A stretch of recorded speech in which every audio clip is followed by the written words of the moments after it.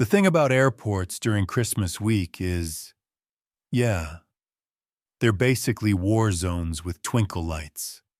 Everyone's stressed. Everyone's late. Everyone's dragging gifts they should have shipped a week ago. Denver Liberty International. Oh man. Absolute madness. Kids crying. TSA yelling. Luggage carts crashing like bumper cars. You could practically taste the chaos in the air. Officer Cole Henderson was used to it. He'd seen storms, blizzards, full-on terminal shutdowns. But nothing hit like the holiday crush. Still, it was just another shift for him and Ranger, his K-9 partner. Same beat, same routine, same river of exhausted travelers who desperately needed a nap and a miracle. Ranger walked beside him, calm as ever, tail low, ears alert, a big German shepherd with amber eyes that made you feel like he could read your thoughts and your sins. He was trained to spot danger long before a human brain could catch up, and most days, that gift made Cole's job a whole lot easier. But then, something shifted. Cole didn't see it right away. People were moving everywhere, shuffling, bumping, dragging luggage with one wheel missing. You know, airport ballet. But Ranger froze mid-step, not slowed, not wandered. Froze. Like a photograph of a dog mid-breath. One paw lifted, ears locked forward. Ranger, hey buddy, you good? Cole whispered, half distracted by a guy spilling hot cocoa all over himself. Ranger didn't blink. Then, his muscles tightened, like someone plugged him into an outlet. His head snapped toward the baggage belts on the west side of the terminal. A midnight blue suitcase had just dropped onto the belt. Looked normal. Looked boring. Kinda dented on the side. Honestly, the kind of bag no one would ever pick out in a crowd. But Ranger's entire body said otherwise. He growled, low, vibrating, primal. Cole's stomach flipped. Oh no. Ranger. What is it? Talk to me. Ranger didn't talk. He launched. The leash ripped right out of Cole's grip. Ranger! Heel, boy, hey! Too late. The shepherd shot across the floor like a missile with fur. People screamed, stepping back, dropping coffees, pulling kids behind them. Us. Woman in a Santa sweater yelled, "Is that dog supposed to be doing that?" Ranger wasn't listening to anybody. His claws scraped across the tile, his chest low, eyes locked like he was chasing down the devil himself. Then, Cole's heart stopped. Ranger jumped onto the moving conveyor belt, right on top of the luggage. Bags bounced under him. A duffel bag slid off the side with a smack. Someone shouted, "Is it a bomb? Is that dog smelling a bomb?" Ranger didn't bark. And that, honestly, was the scariest part. He always barked when he found explosives. Always. But now, silence. Just that wild, laser-focused tension rolling off him like heat. Then he reached the midnight blue suitcase, and all hell broke loose. Ranger slammed both front paws onto it, snarling, like something inside had tried to bite him first. Gasps erupted behind him. People backed up like a wave pulling away from shore. "What's in that thing? Are we gonna blow up? TSA! Somebody stop him!" But no one touched him. You don't approach a K-9 in full fight mode unless you've got a death wish. Cole scrambled onto the belt. "Ranger! Ranger, buddy, easy! Easy, let me see." He reached for the harness. The suitcase jerked. Not because Ranger hit it. No. It moved on its own. A thump from inside. Sharp. Hard. Like something, or someone, struck the interior wall.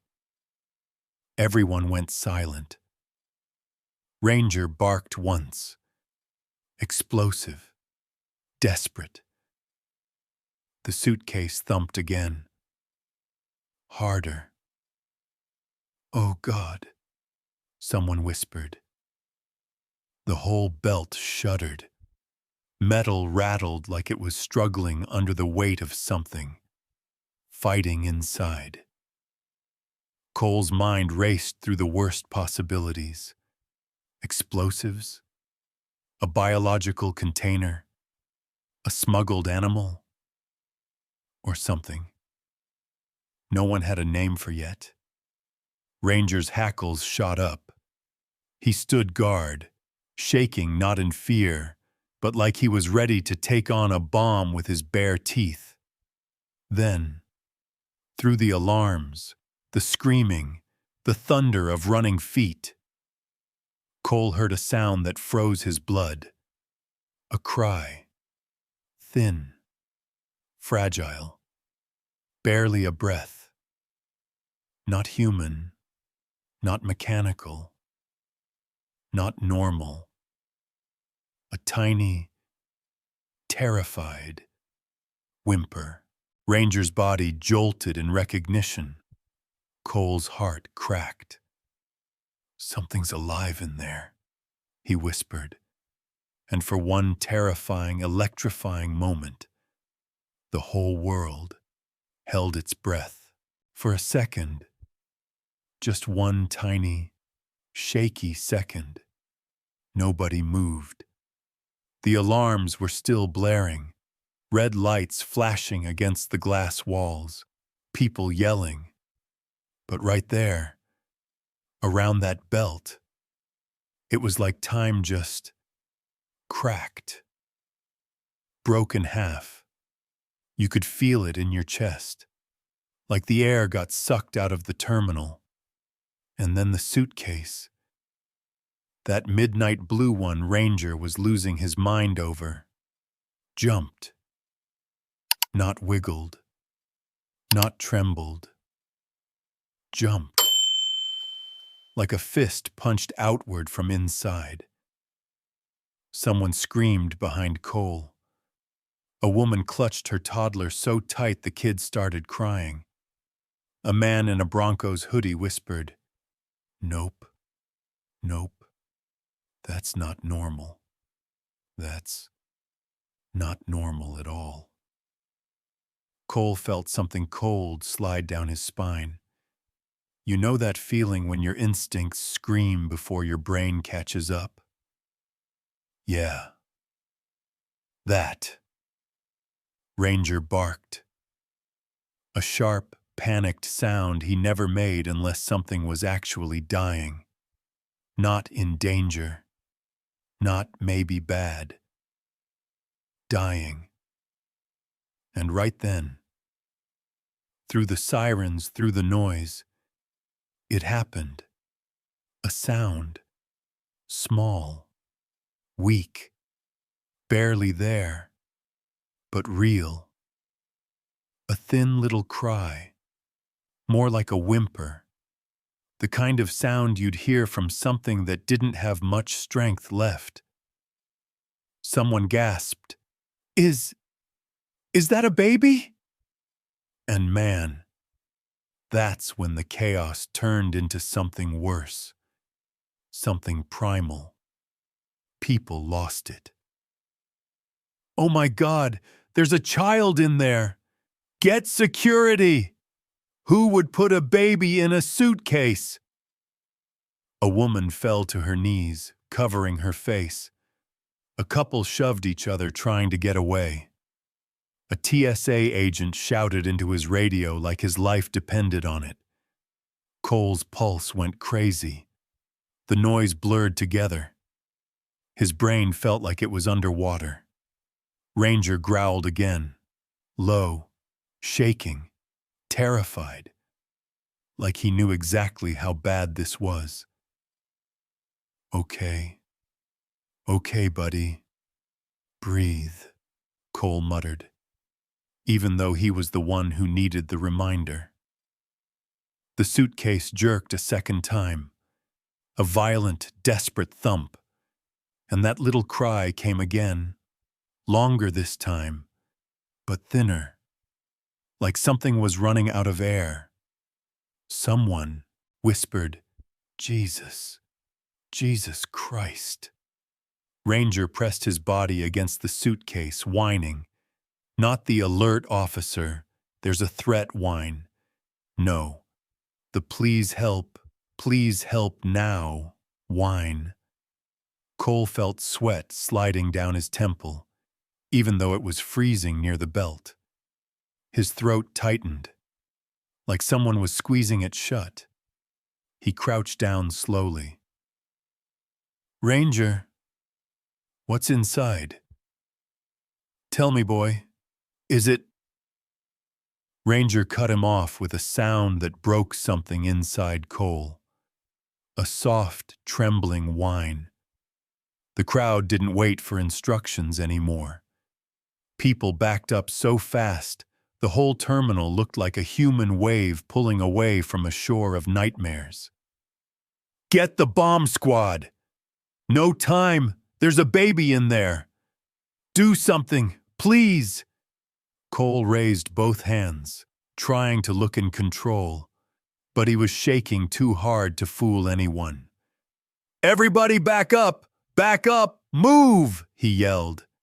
But panic doesn't listen.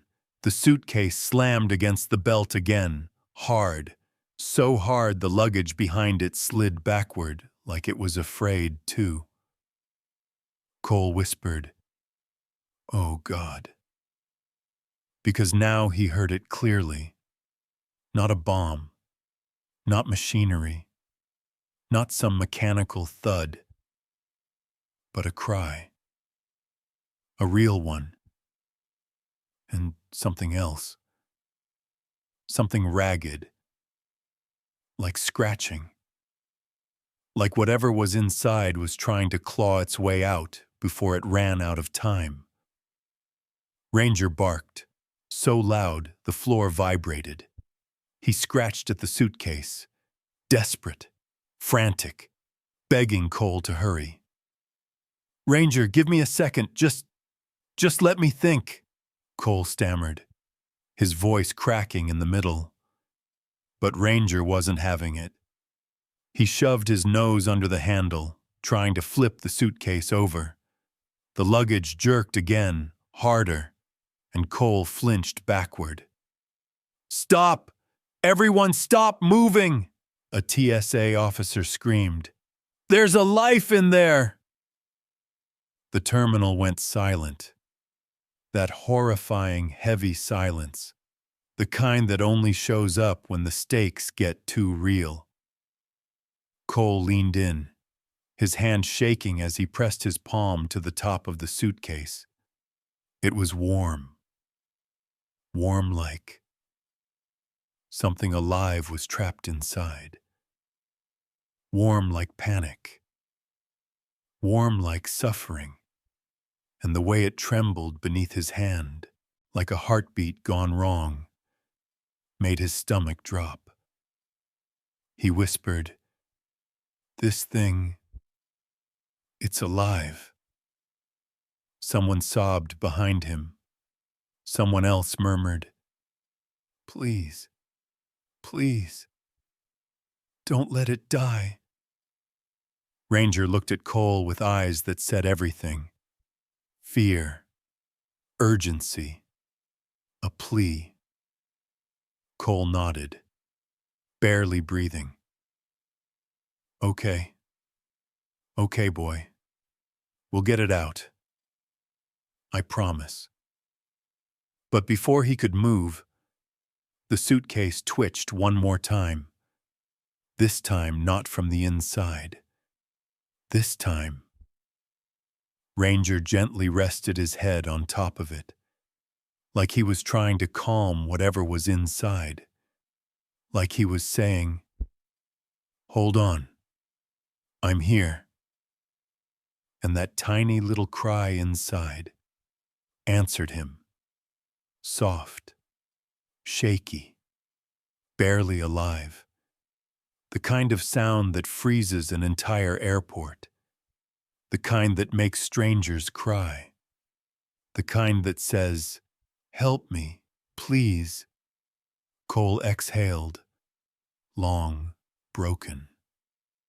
God, we're running out of time. And honestly, after hearing that tiny cry in part 2, you'd think things couldn't get any worse. But, yeah, they did. Way worse. The bomb squad barreled in like a storm, helmets half-latched, tools clattering against their vests. One of them, Sergeant Reed, a man who looked like he hadn't slept since 2011, took one glance at Ranger standing over the suitcase and muttered, "Well, hell, this isn't gonna be pretty." Cole stepped back, tugging Ranger with him, even though the dog refused to leave the luggage. Ranger leaned forward, muscles stiff, whining under his breath, like he already knew what they were about to find. Reed knelt beside the suitcase and whispered, "Okay, everyone quiet. I'm going in manual. Scanner's useless with all this movement." Someone in the crowd choked out, Is there a child inside?" No one answered.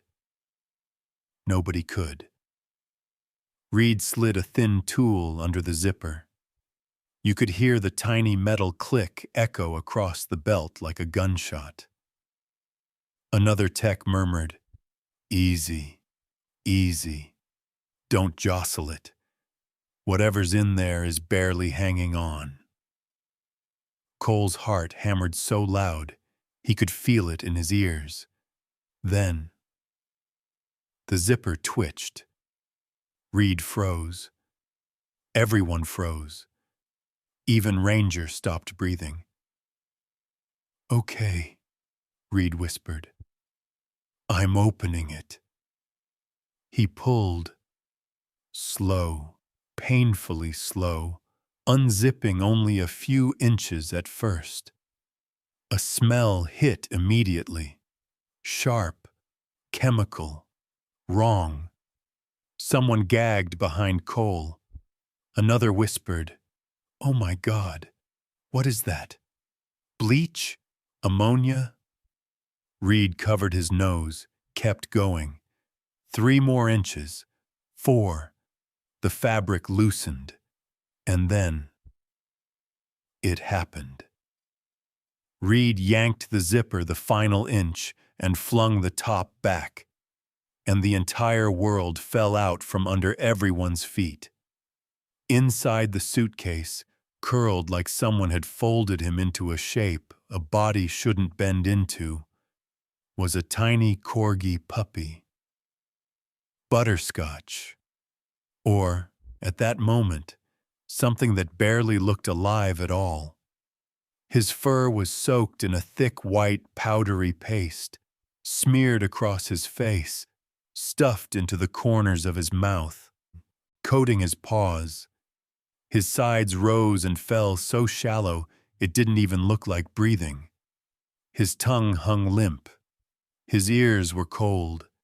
His eyes, half open, didn't track anything. He looked, God, he looked like he'd been fighting alone for hours. Someone gasped so sharply they choked. A woman cried out, "No, no, please, no." A man whispered, "Who? Who would do this?" Butterscotch didn't move. Not when the light hit him. Not when the air changed. He just lay there. Ranger let out a sound Cole had never heard before. Half cry, half howl, half heartbreak. Something primal, something ancient. Cole's stomach twisted, like he was watching innocence die in real time. A medic rushed in, hands shaking.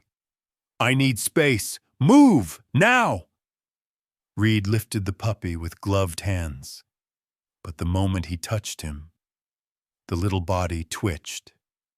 Not a full movement, just a reflex, like his muscles were firing one last weak shot. But it was enough to send the entire room spiraling. "He's alive!" someone shouted. The medic pressed her ear to his chest, face draining of color. "Barely," she said. "I can't even find a stable rhythm. He's freezing, dehydrated, and this chemical, whatever it is, he's been breathing it. It's all over his mouth. Who the hell put him in this?" Cole swallowed hard, throat burning. He couldn't answer. No one could. The medic lifted Butterscotch. His head rolled backward, like he didn't have the strength to hold it up. 3 more minutes and he'd be gone," she whispered. "Maybe less." Ranger stepped forward, trying to nudge her. "Give him to me. Let me keep him warm." Cole grabbed the harness. "Easy, Ranger. They're helping him." But Ranger wasn't listening. He whined again, soft, desperate, and pressed his forehead to the medic's leg like he was begging her to move faster. And then Reed said the words that punched the air out of everyone. Someone wanted him to die slowly. The terminal broke at once. What kind of monster? Why a puppy? They should rot for this. Who does something this sick? Cole felt fury rise so fast it almost scared him. He looked at the tiny broken thing in the medic's arms and thought, if the world can hurt something that small, what chance do any of us have? The medic ran toward the emergency vet room, shouting for saline, heat blankets, oxygen. Ranger tried to follow. Cole had to hold him back. "It's okay," Cole whispered, voice trembling. "He's not gone. Not yet." Ranger turned his head, eyes glassy, as if begging Cole to fix everything. Cole wished he could. For a moment, no one spoke. No one breathed. Everyone stared at the open suitcase, the chemical stains, the tiny paw prints smeared across the fabric like a silent scream. And then the truth settled over the crowd. This wasn't an accident. This wasn't a mistake. This was deliberate. Someone had done this. Someone had sealed him inside. Someone had left him to die. Slowly, painfully, alone. Cole looked at the suitcase, fists curling tight. "We're gonna find who did this," he muttered. "I swear to God, we will." And right there, I gotta ask you something. If you had been standing there, if you had seen that puppy inside the suitcase, what would have hit you first? Anger, heartbreak, shock, or something else entirely? And honestly, after they carried Butterscotch away in that frantic rush, you'd think the heartbreak had already peaked. But nope, not even close. The universe had one more punch lined up, and it hit harder than anyone expected. It started with a small voice, soft, shaky, floating through all the noise like it didn't belong there. Excuse me, where's the little dog?" Cole turned. A girl stood near the chaos tape. Tiny, maybe 10. Dark, curly hair tied into a messy ponytail. Oversized hoodie with a faded cartoon corgi on the front. Her cheeks flushed, eyes wide and glassy, like she'd run all the way from a different terminal. Brooklyn Hayes. Cole recognized the name from the assistant's log. Her mom had called earlier, saying the girl got separated. But he didn't expect this. Not now. Not after opening the worst suitcase of his life. "Sweetheart," Cole began gently. "You shouldn't be this close to," but he never finished. Brooklyn's eyes locked onto the medic team rushing the tiny, chemical-soaked butterscotch toward the emergency room. She froze. Her lips parted. Her pupils widened. Her breathing hitched, like she'd been punched in the chest. That's, she whispered. Cole stepped closer. "Hey, kiddo." Slowly. "You okay?" Brooklyn blinked. Once. Twice. Then her whole body broke. That looks like Pepper," she choked. "He looks just like Pepper." Ranger stiffened beside Cole, ears snapping forward. Brooklyn stumbled, her hand flying to her chest like she was trying to hold her ribs together. "No, no, no, no." Her knees buckled. Cole lunged, catching her before she hit the tile. "Hey, easy. Breathe for me." But Brooklyn wasn't breathing. She was gasping, sharp, ragged breaths, drowning on dry land. Her mom finally caught up, panicked. "Brooklyn! Oh God! Baby, what's wrong?" Brooklyn pointed toward the emergency door, hand trembling violently. He looks exactly like Pepper. I can't do this again. I can't lose. Not again." Her voice cracked into a sob so raw, it made every bystander flinch. Cole swallowed hard. He wasn't prepared for this kind of pain. Not from someone this small. Brooklyn covered her ears, shaking. "I saw him get hit. I saw Pepper get hit. I heard the sound. I can't. Mom. I can't." Her mom pulled her close, whispering, "Shh, sweetheart. It's okay." But Brooklyn wasn't calming down. She was spiraling deeper. Ranger felt it. He always sensed emotions faster than humans. But this time, it was like her pain hit something inside him too. Before Cole could react, Ranger walked past him.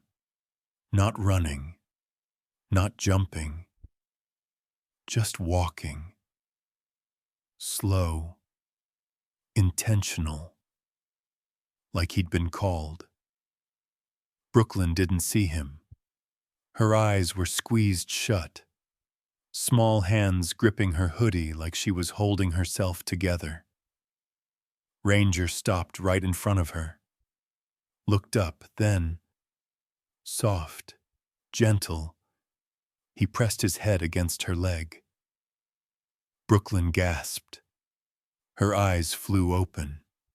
She stared down at the German shepherd leaning against her like she was the only thing in the world that mattered. "Our Ranger?" Cole whispered. Ranger didn't look back.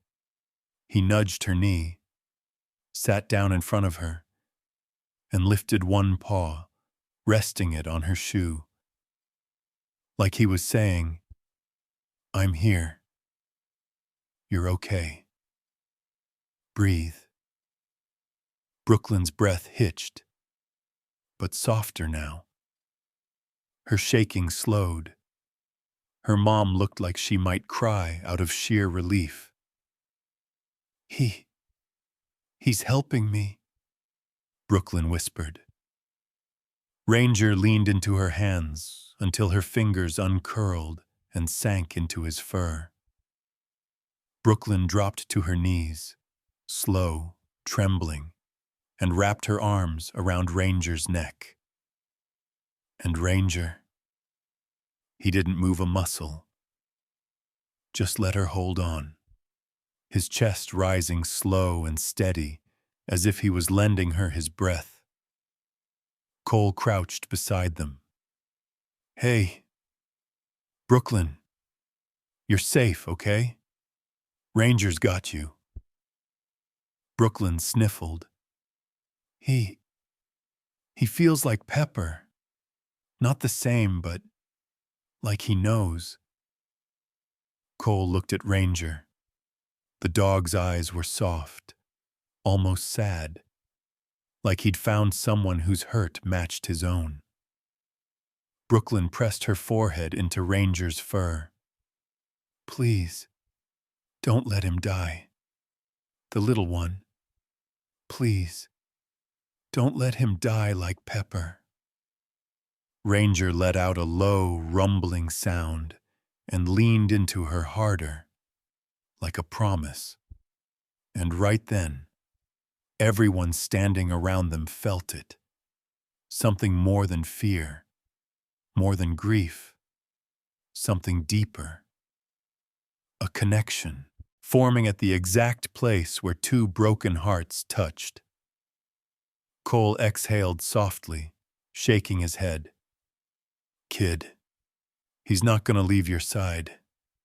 I can tell you that right now." Brooklyn held Ranger tighter. And if you were there, watching this tiny girl clinging to a K9 like he was the only solid thing left in her world.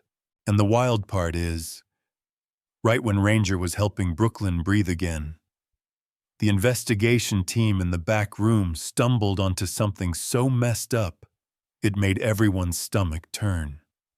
Like, whatever we thought was the worst. Yeah, this was worse. Way worse.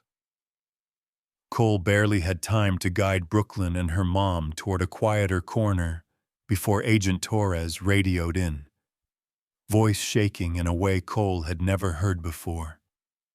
"Cole, you need to get back here. Now."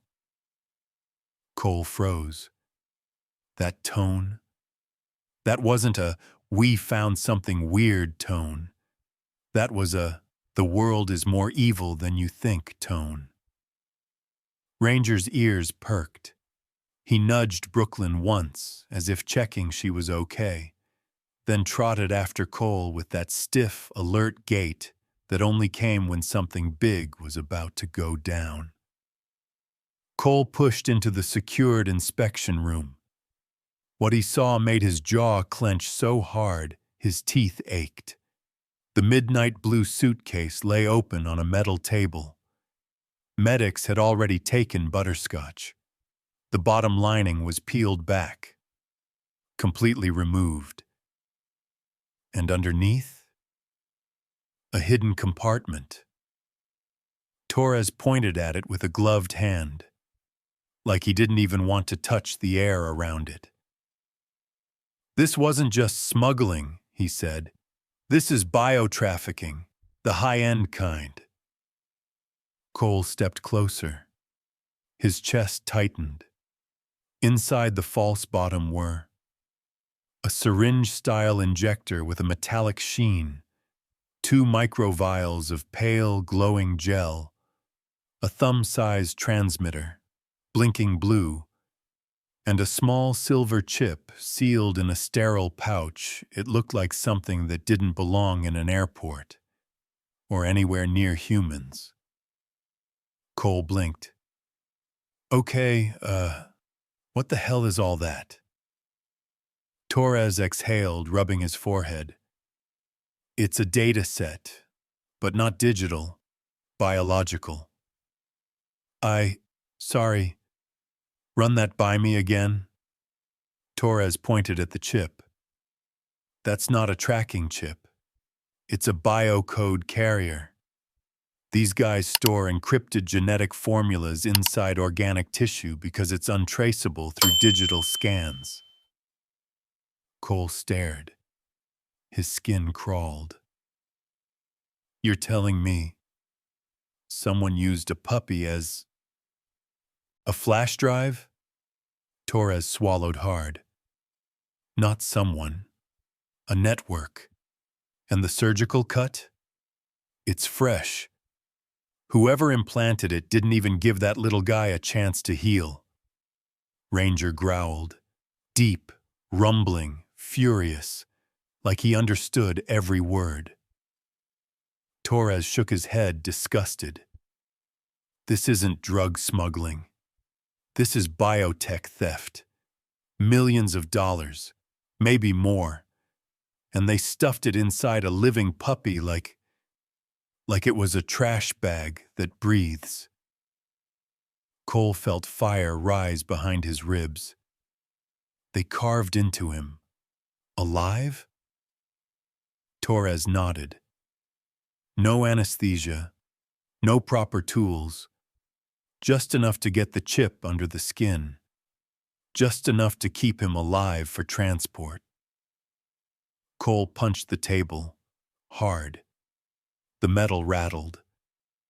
What kind of monster? But Torres cut him off. Cole, that gel? It's a stabilizer.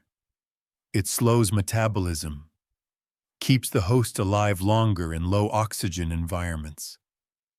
That means, Cole whispered. They planned for him to suffer, Torres finished. For hours. Ranger barked, sharp, furious, like he'd rip someone's throat out if given the chance. And right then, a sound came from the hallway. A small, broken sound.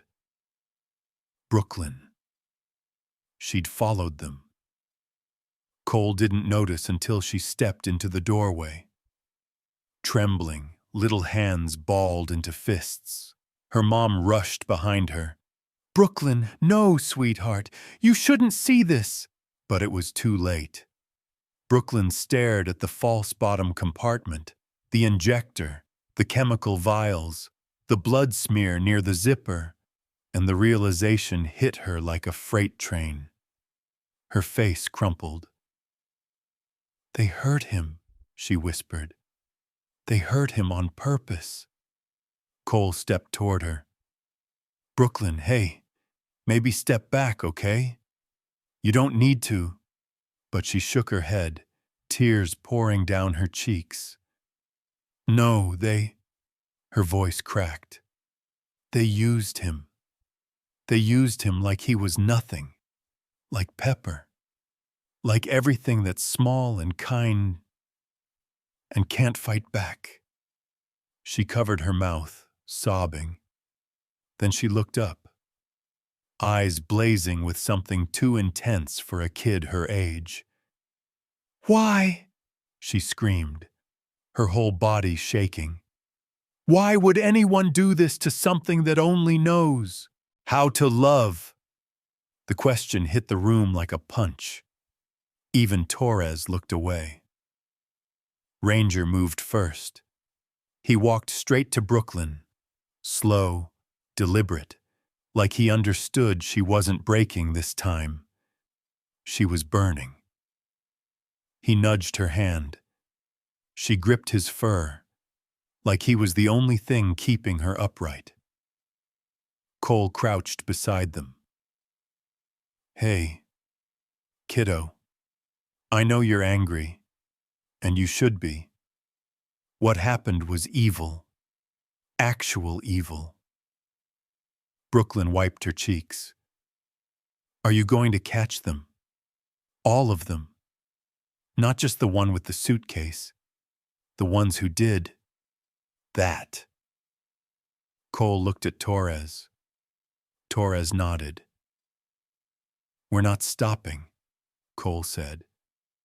"Whoever did this, whoever thought animals were disposable." He shook his head. "They're done, I swear to you." Brooklyn pressed her face into Ranger's neck, shaking.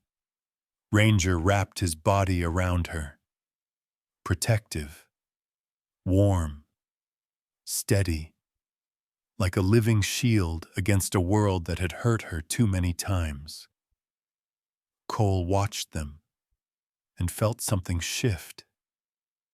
Something like resolve turning into steel.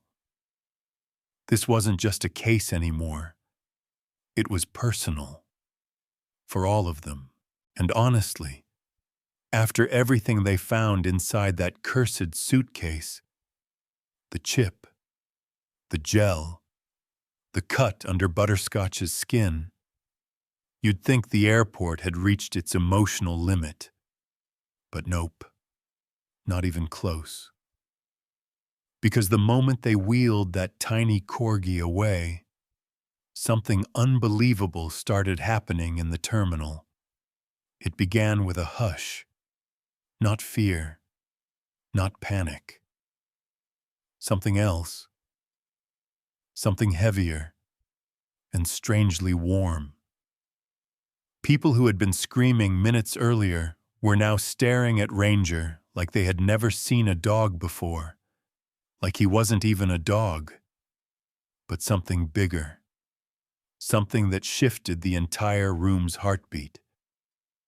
Captain Monroe, the no-nonsense, stone-faced woman who ran airport security like a general, stepped into the wide-open space near the conveyor belts.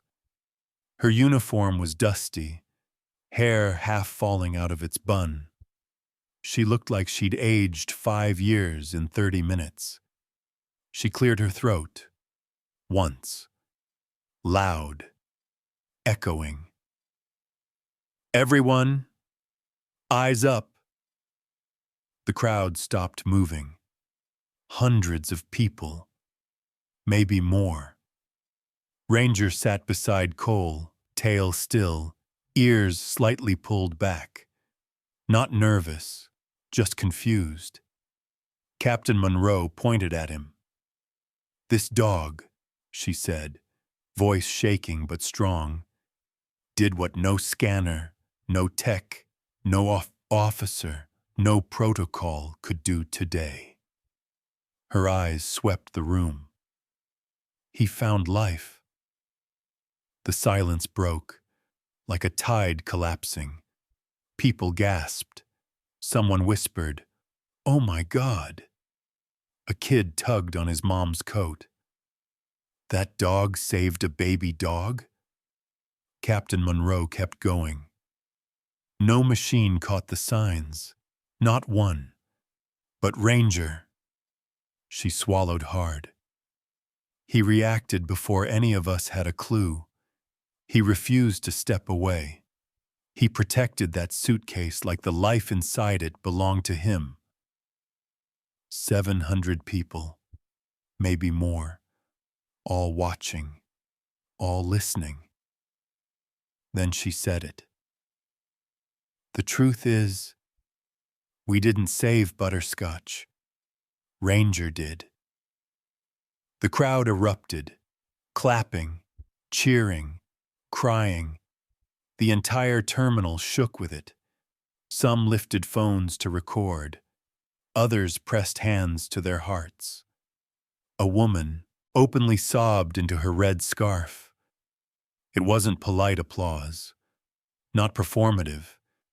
It was raw, emotional, a holy crap, we just saw a miracle kind of applause.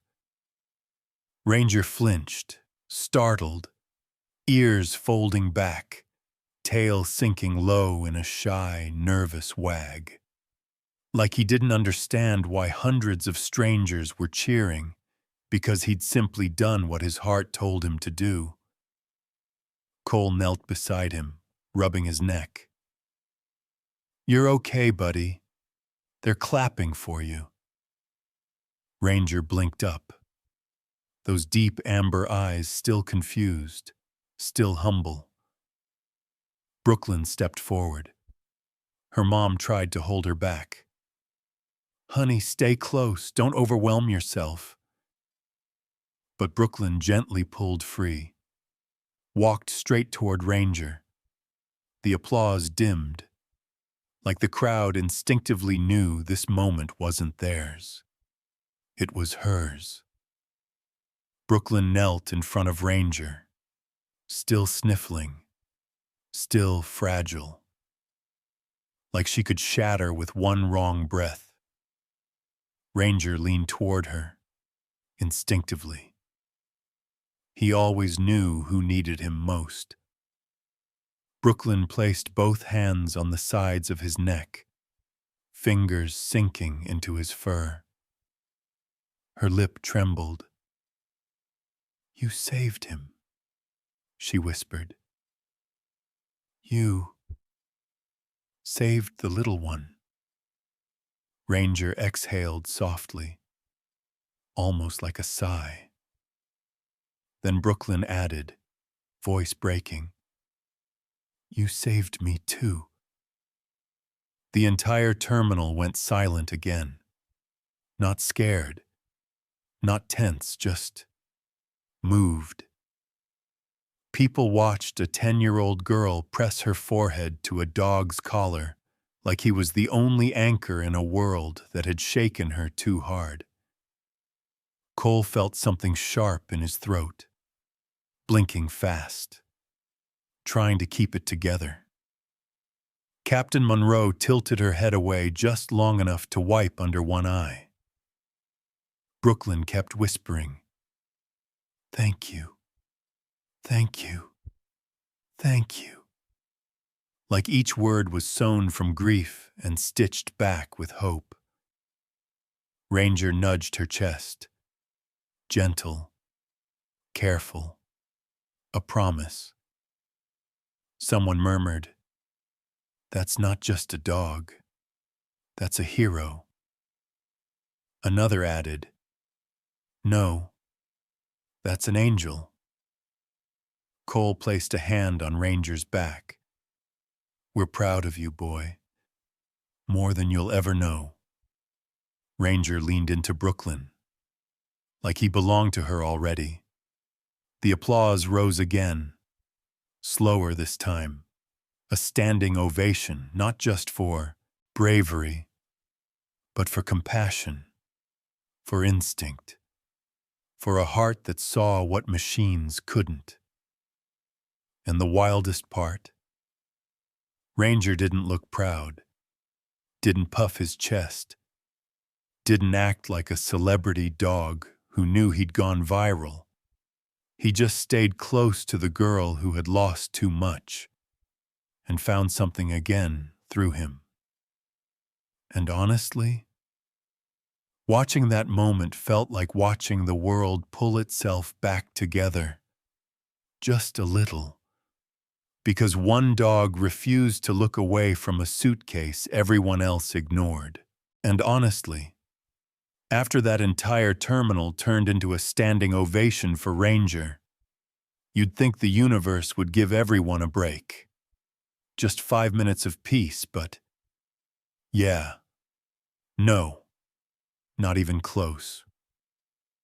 Because the moment the applause faded, one of the security monitors in the command booth lit up with flashing red alerts across the entire screen wall.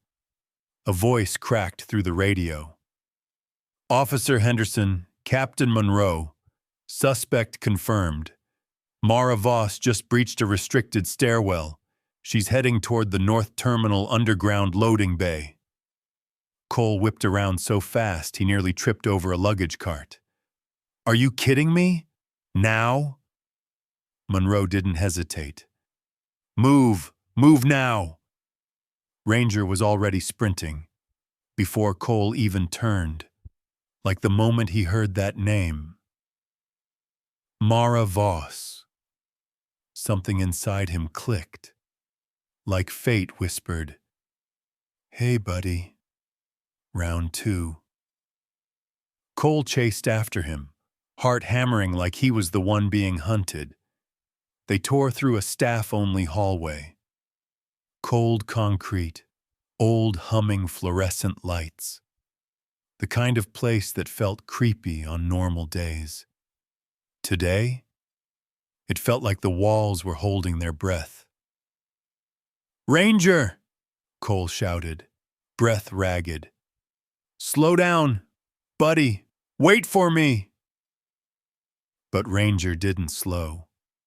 Not even a little. Ahead, a stairwell door slammed shut, the sound echoing like a warning. Cole grabbed the handle. Locked. Great. Perfect. Fantastic. Ranger backed up 2 steps, then launched himself forward.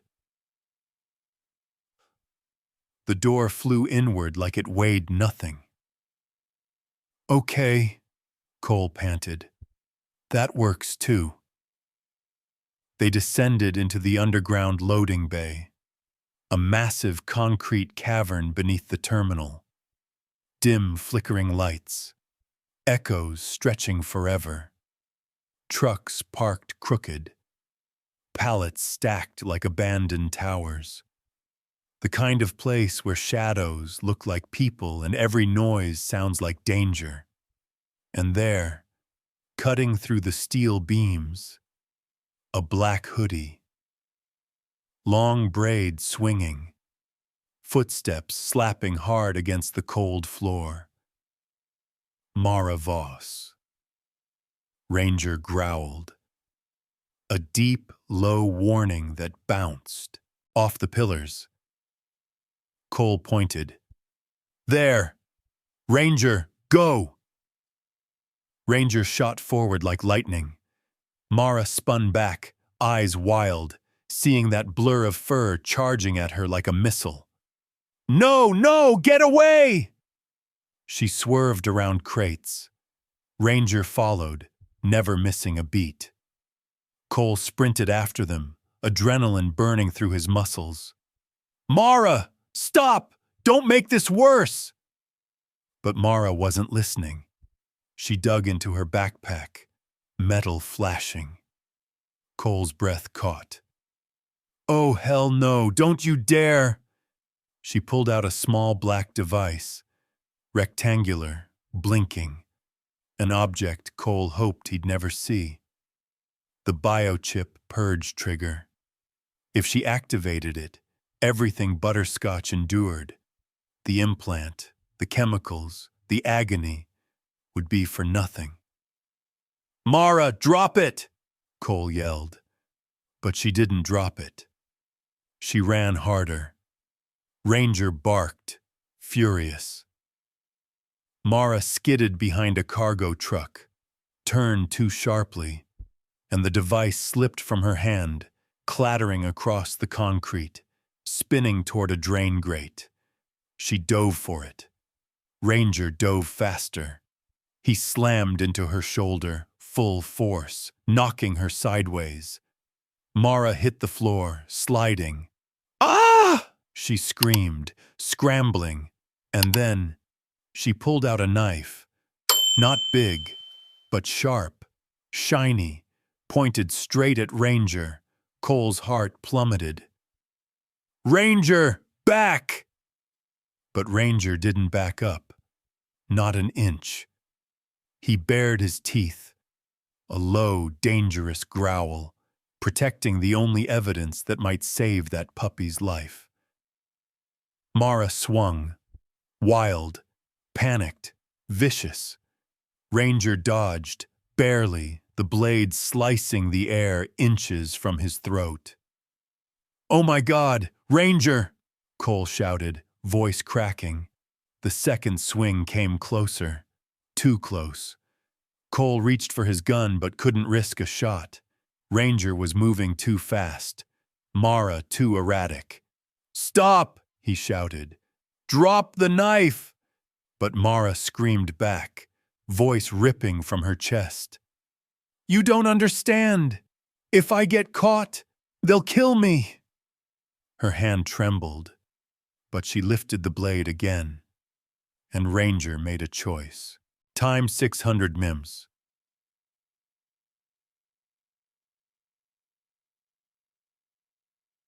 He didn't retreat. He didn't wait. He lunged, slamming into her wrist, knocking the knife away with a crack that echoed through the loading bay. The weapon skittered under a truck. Mara gasped, hitting the floor hard. Ranger stood over her, chest heaving, a low growl vibrating like an engine. Cole reached them, yanking her hands behind her back, cuffing her in one rough motion. "You're done," he spat. "It's over." Mara laughed, a broken, hollow sound. "You have no idea," she whispered. "No idea what's coming." Cole ignored her. He grabbed Ranger's face with both hands, voice trembling. "Ranger, buddy, stay with me. You okay?" Ranger licked his chin. A simple answer. A loyal one. Torres and 2 officers arrived, dragging Mara away and securing the purge device. Torres muttered, "Holy crap! If she'd triggered this, everything inside that dog would have been erased, gone forever." Cole looked at Ranger, and he couldn't help it. He wrapped his arms around that dog, holding him tight, and whispered, "You saved him again. You crazy, perfect dog. You saved him again." Ranger pressed his head into Cole's chest. Warm, steady, alive, and somewhere above ground, Butterscotch was still breathing, because Ranger refused to let the world hurt him twice.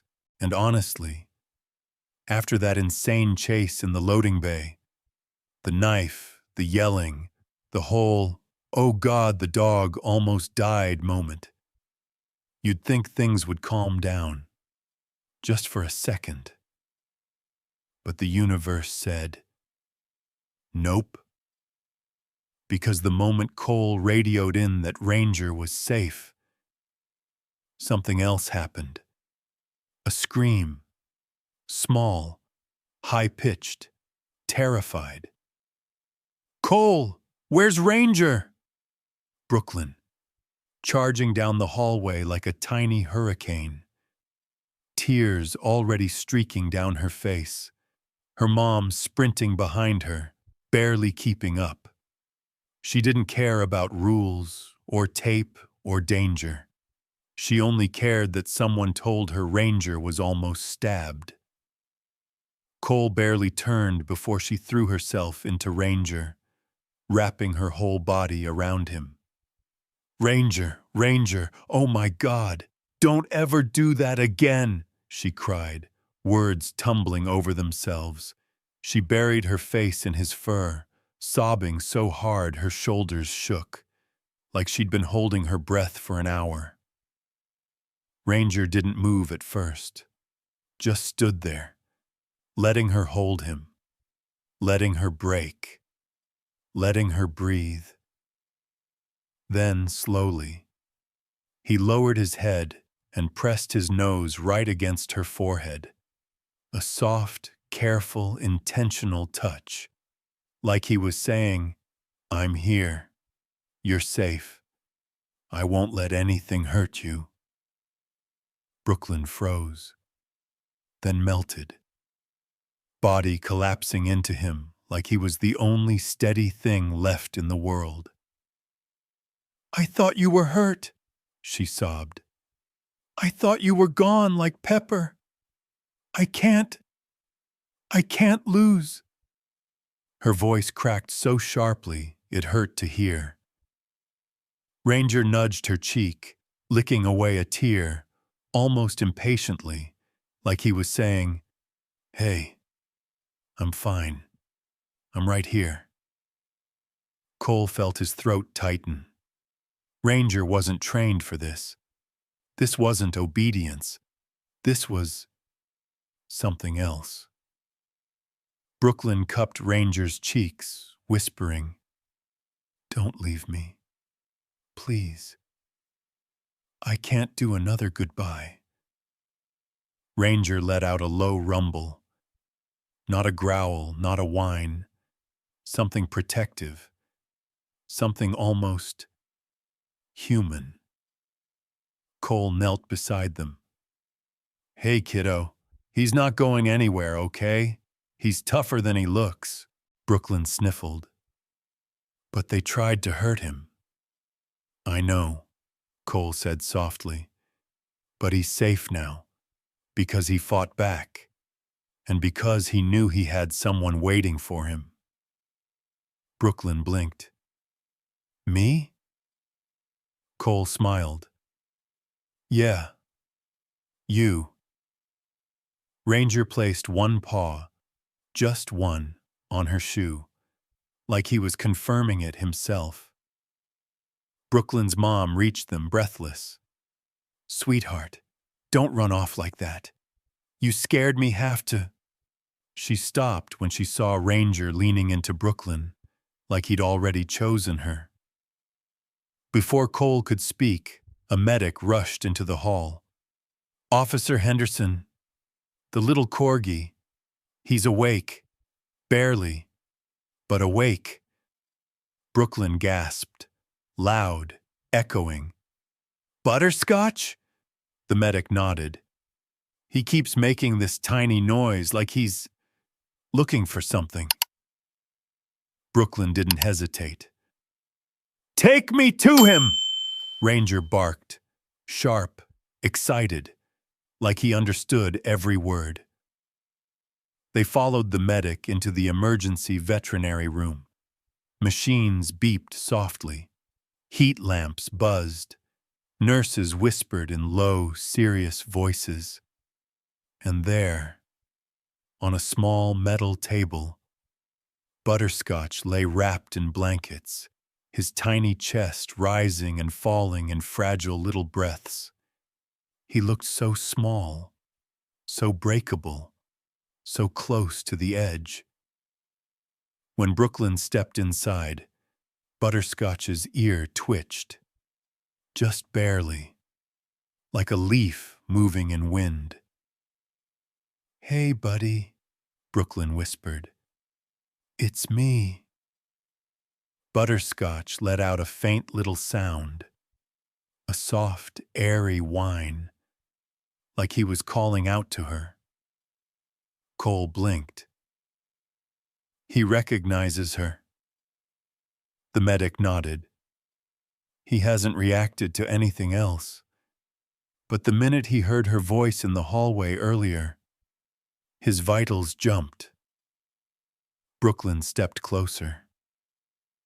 "Hi, Butterscotch. You're not in that bag anymore. You're safe."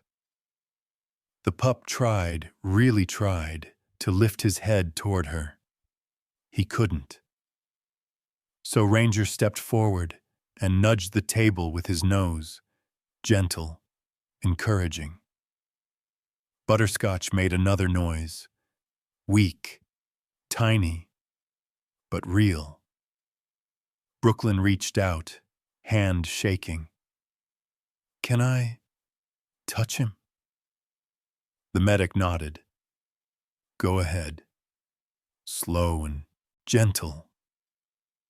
Brooklyn placed her hand on Butterscotch's side, and the pup leaned into it. Barely. Just a tiny shift, but enough to make Brooklyn choke back another sob. Ranger pressed his head against her hip, steadying her like he knew she might fall apart again. Cole watched them. The broken puppy, the grieving girl, and the K9 who refused to let the world hurt them anymore, and felt his chest tighten with something he didn't have a name for. It didn't look like chance.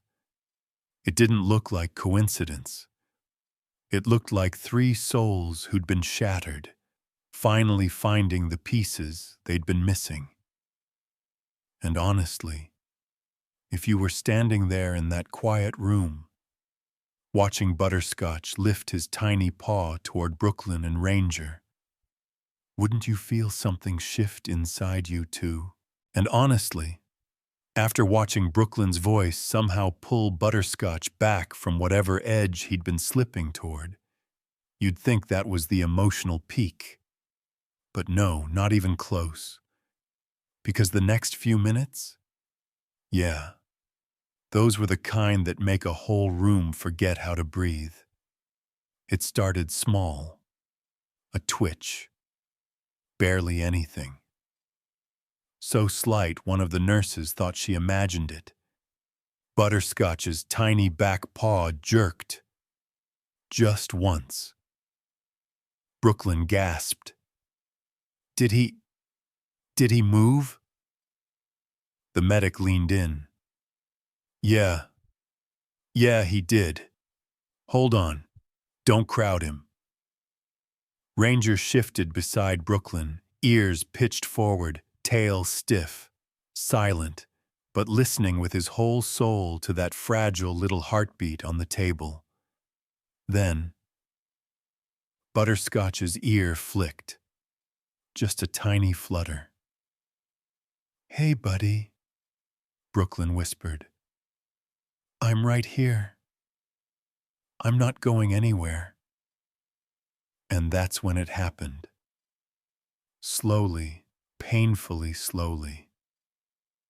Butterscotch's eyes parted. Not fully, not strong, but open. Two glossy brown slivers, searching for something his body seemed too weak to reach. Brooklyn stepped closer. Hi, she breathed. Hi, sweet boy. Butterscotch's gaze drifted clumsily, past the nurses, past the monitors, past Cole, straight toward Ranger. Ranger let out the softest rumble. Not a growl, just a warm, grounding sound that felt like encouragement. And Butterscotch responded. He tried to stand. His front legs trembled so hard they almost gave out immediately. But he kept trying. Like he wasn't moving for himself. Like he was moving for them. One nurse whispered, "He shouldn't even be able to lift his head yet." Brooklyn covered her mouth, tears spilling. "Come on, Butters. You can do it." Butterscotch dragged himself forward, 1 inch at a time. Clumsy, weak, determined. Every scrape of his paw against the metal tray sounded like a miracle. Cole murmured, "Look at him. He's fighting." No one blinked. Ranger lowered his head to the table, nose just inches from the edge, staring with this deep, focused intensity, like he was trying to pull the little guy toward him with pure will. And Butterscotch kept crawling. He'd pause every few seconds, chest heaving, eyes drooping, like he might pass out right there. But every time he stopped, Brooklyn's shaky breaths, or Ranger's soft rumble, nudged him forward again. Brooklyn whispered, "You're coming to us. You're really coming." The entire room leaned in. It felt like watching someone climb out of the deepest, darkest hole with fingernails and courage and stubborn, impossible heart. 5 inches. 7. A foot.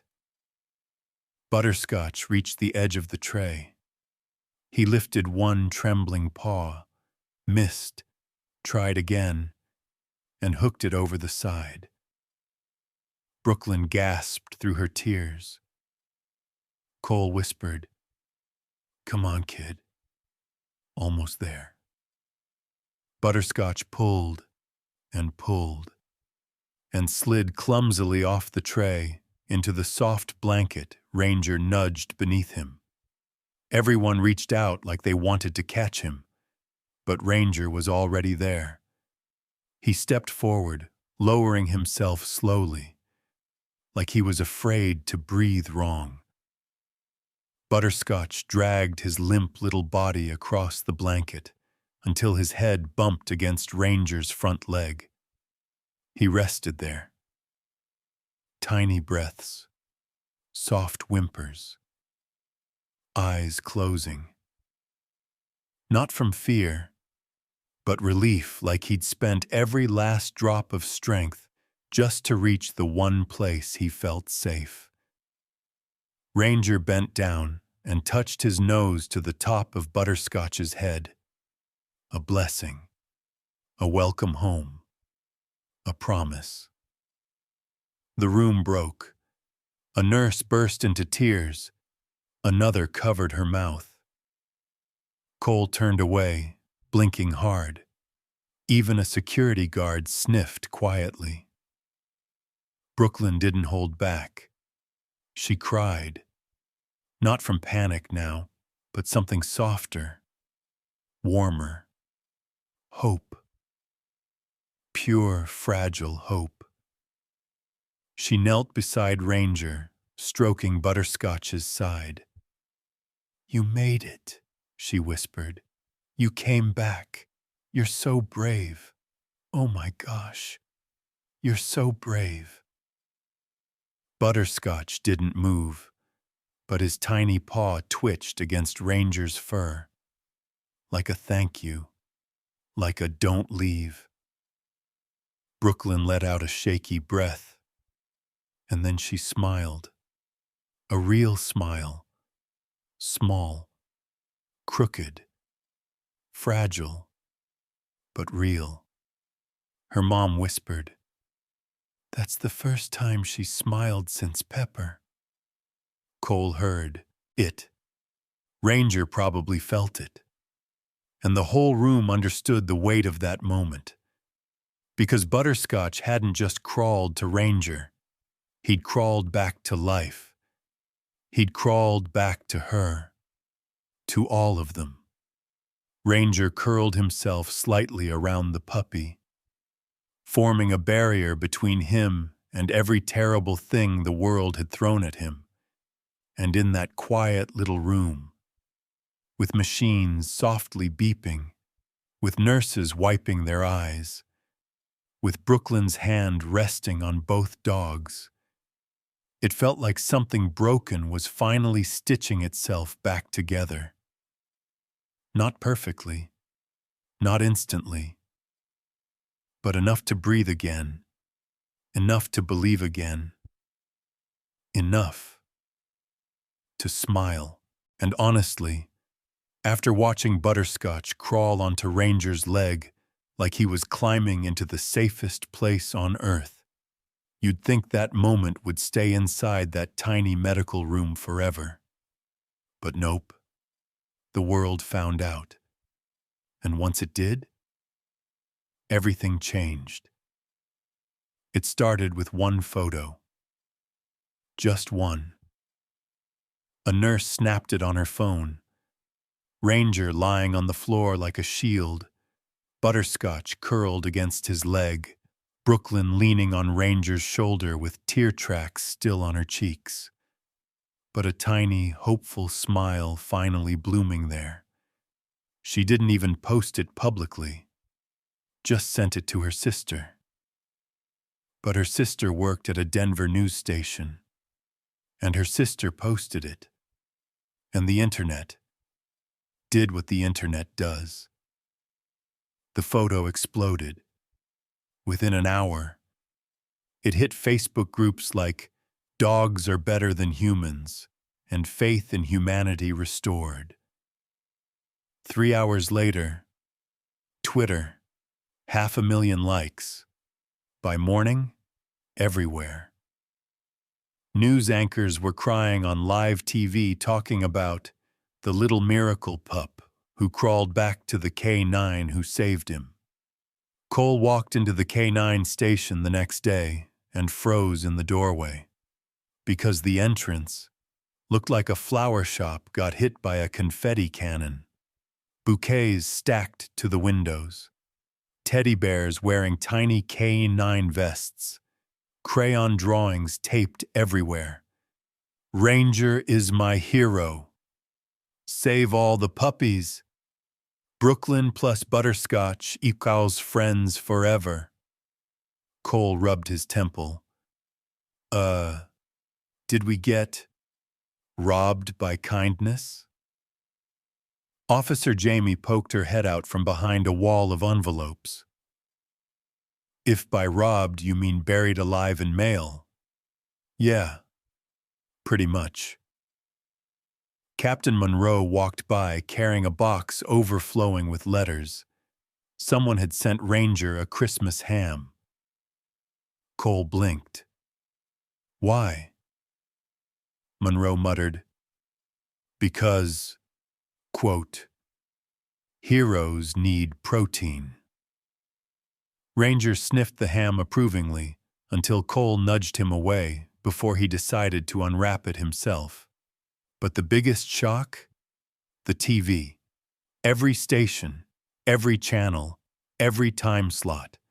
Ranger's face was everywhere. One headline read, "The Christmas Miracle, K9." Another, "The Dog Who Saved a Puppy and a Little Girl's Heart." And the biggest one, "Ranger, the Dog Who Found Life." Animal behaviorists were interviewed. Morning shows ran segments. Clips of Brooklyn's smile were zoomed in like she was a tiny national treasure. Reporters camped outside the station, not for Cole, not for Monroe, but for Ranger.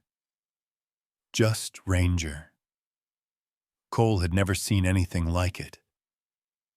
But the moment that hit him hardest? That happened later at Brooklyn's house. She sat cross-legged on the rug, wearing fuzzy socks and a snowflake sweater.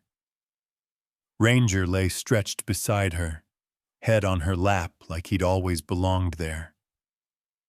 Butterscotch slept nearby in a heated carrier, wrapped like a tiny cinnamon bun. The TV played a Christmas news special, and suddenly the anchor said, "And now, America's newest hero, K9 Ranger, known nationwide as the Christmas Miracle K9. Ranger lifted his head. Not dramatically, just a gentle ear perk, a tiny tilt. Like, wait, that's me. Brooklyn giggled, wiping hot chocolate from her sleeve. "That's you," she squeaked. "Ranger, that's your name." Ranger stared at the TV, ears flicking up in curiosity every time the anchor repeated his name. Brooklyn clapped. "He knows! Mom, he knows that's him!" Her mom leaned over, smiling. "I think you're right, honey." Cole sat quietly in the armchair, watching the whole thing like an outsider witnessing something beautiful.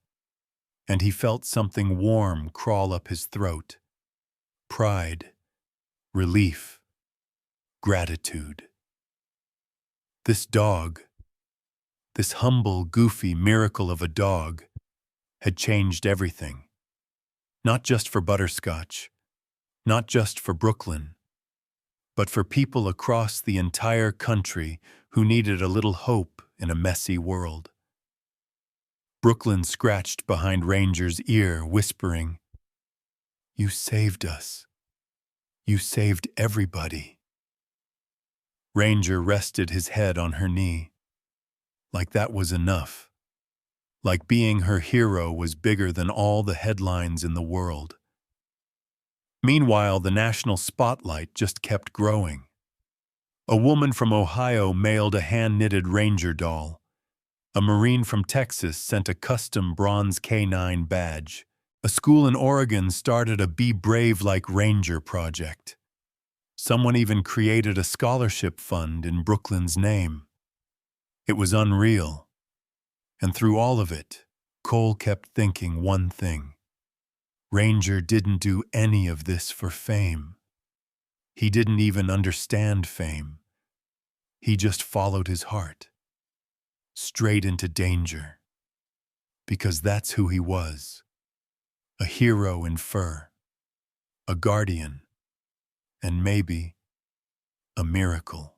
And honestly, after watching an entire country basically adopt Ranger as their new emotional support animal, you'd think the story couldn't get any sweeter. But then, 3 days later, something happened that hit harder than every headline, every viral post, every bouquet stacked outside the K9 station. It happened on a Wednesday afternoon, the kind of cold Colorado day where your breath hangs in the air like smoke. Brooklyn had just finished her little after-school hospital visit at the airport's veterinary wing. She came almost every day now, backpack still on, homework half finished, hair a mess from rushing, just to sit beside Butterscotch's recovery bed. And honestly, it helped him. You could see it. His breathing steadied when she walked in. His tail wiggled, just a tiny bit, when she scratched behind his ear. His heart rate bumped up just enough to make the nurses smile. But today,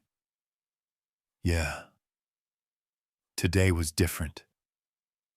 Cole leaned against the wall, sipping terrible vending machine coffee, while Ranger stretched out on the floor, head resting on Brooklyn's shoe like a sleepy guardian. A knock sounded at the doorway, soft, polite. A woman stepped in, early 40s, warm eyes, clipboard in hand. A social worker. Brooklyn's mom stiffened, just slightly, like the air shifted. "Hi," the woman said gently. "I'm looking for Brooklyn Hayes." Brooklyn froze mid-petting Butterscotch. That's me." The social worker smiled, soft, kind, but serious. "Sweetheart, can we talk for a moment?" Brooklyn blinked. "Did I do something wrong?" "Oh no, nothing like that." She crouched down, eye to eye. "Actually, it's something good. Really good." Brooklyn's mom swallowed. "This about the application we filed?" Cole straightened. Ranger lifted his head. The social worker nodded. "Yes, about that." Brooklyn looked between them all. Confused, nervous, hopeful. What application?" Her mom brushed her hair back. "The one we submitted. When we asked if Butterscotch could..." The woman finished for her. Voice soft, warm, steady, pitch. "First, Brooklyn, we reviewed everything. Your family background, your mom's paperwork, your visits, your connection with him, the circumstances. All of it. Brooklyn held her breath. And then, the words that shattered everyone in the best possible way. "We'd like to approve your adoption of Butterscotch." Silence. A heavy, holy silence. Then, Brooklyn's knees buckled. She dropped to the floor, hands flying to her face as she sobbed so suddenly and so violently it knocked the air out of the room. Her mom rushed forward. "Oh, baby, sweetheart, come here." But Brooklyn shook her head, scrambling toward Butterscotch with trembling hands. "Butters, he's mine. He can come home, for real." The social worker nodded, eyes brimming. "Yes, sweetheart. For real. If you still want him." Brooklyn leaned over Butterscotch, kissing his tiny head, whispering through tears, "You're coming home. You're really coming home." Butterscotch let out the softest, sleepiest whimper, like he somehow understood. Ranger stood, slow, deliberate. He walked over, not rushing, but with a kind of sacred gentleness. He lowered his head onto Brooklyn's shoulder. His nose pressed into her sweater. His breath warmed her cheek. A silent sentence. "This is your family now. I'm with you." Brooklyn cried harder, hugging both dogs at once. Butterscotch in her arms, Ranger leaning over them like a protective big brother. Cole looked away, clearing his throat, blinking too fast. Everyone knew. Officer Henderson was crying. Even nurses pretended to check their charts so no one saw their tear-streaked cheeks. The social worker smiled at Ranger. "He's been guarding her since day one, hasn't he?" Cole let out a shaky laugh. "Honestly, I think she's been guarding him too." Brooklyn's mom knelt beside them, hugging them both. "Oh, sweet girl, you deserve this. After everything, you really do." And Brooklyn, voice trembling but overflowing with joy, whispered, "No one's gonna hurt him again. Not ever. He's safe. He's ours. He's home." Butterscotch blinked slowly, nestling deeper into her arms. Ranger nudged her cheek, making that low, warm sound he only made with her. A family. That's what they looked like. A brand new family built from broken pieces that somehow fit perfectly together. Cole placed a hand on Ranger's back. "Well," he said softly, smiling through tears, "you two knuckleheads did it. All three of you." Brooklyn giggled through her sobs. "Ranger helped. He did everything." Cole nodded. "Yeah, he really did." Ranger sat beside them, chest puffed out just a tiny bit. Not proud, just content. Like a dog who understood he'd just changed two lives forever. The social worker tucked her clipboard under her arm. "We'll finalize everything tonight. He can go home as soon as the vet clears him." Brooklyn hugged Butterscotch tighter. "We're taking you home, little guy. You're gonna have a bed and toys and treats and Ranger." Ranger wagged his tail at the sound of his name. And honestly, if you'd been standing in that room watching a little girl get her heart stitched back together by two dogs, wouldn't you have cried too? And honestly, After the adoption papers were approved, after everyone finished crying their eyes out in that little vet room, the whole world felt different, softer, quieter. Like the universe finally unclenched its fists for the first time in weeks, which made what came next feel even more perfect. Cole suggested it gently, almost shyly, like he wasn't sure if he was interrupting something sacred. Hey, if you're all up for it, the training field out back looks kinda beautiful right now. Might be nice to get some air. Brooklyn's mom smiled. Yeah, I think that would be good. Brooklyn nodded instantly, clutching butterscotch to her chest, like a warm little loaf of bread she never planned to let go of. Ranger trotted beside her, tail swaying low and soft, like he already knew what this moment was supposed to be. They stepped outside into the stretch of grass behind the K9 building, a simple training field with old benches, scattered cones, and a fence overlooking the wide-open Colorado sky. And the sky was unreal. The horizon glowed amber gold, melting into pinks and purples, like someone dipped the whole sunset in warm honey.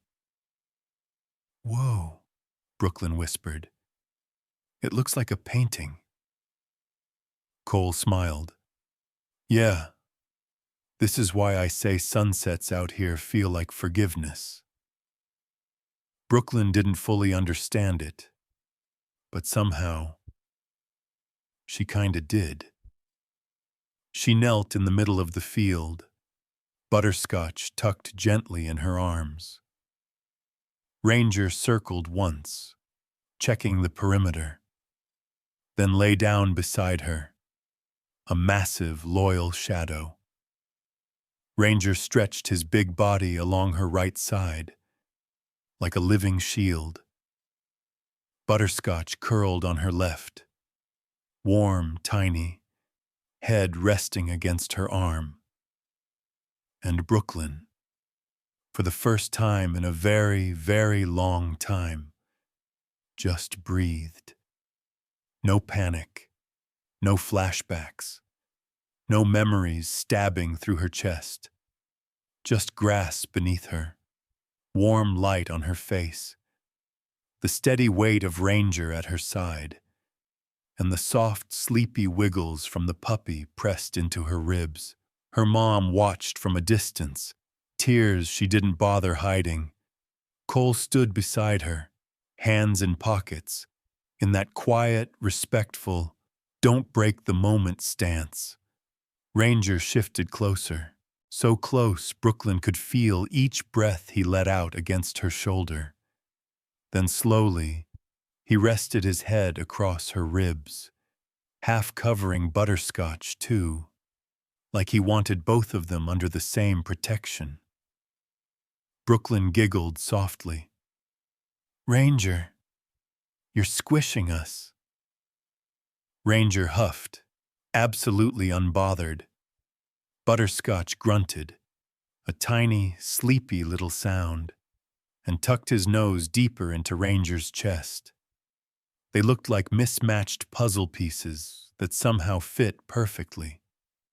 The wind brushed across the grass, whispering through patches of snow. A distant plane rumbled overhead, soft enough to sound like a lullaby. Everything was still. Everything was safe. Brooklyn closed her eyes. I think my heart stopped hurting. Cole exhaled, staring over the field. Yeah, kiddo. I think it did too. Ranger released a deep, slow breath. The kind he only made when he felt fully settled, like some heavy mission inside him had finally lifted. Brooklyn opened her eyes, gazing up at the sunset sky like it had been painted just for them. And in a tiny, shaky voice, from deep inside her, she whispered, "I found my home." Her mom's breath caught.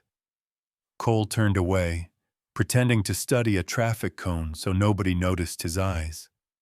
Ranger lifted his head, nudged Brooklyn's cheek, then rested it again. Content, peaceful, mission accomplished. Butterscotch let out a tiny sigh, snuggling closer to Brooklyn's side.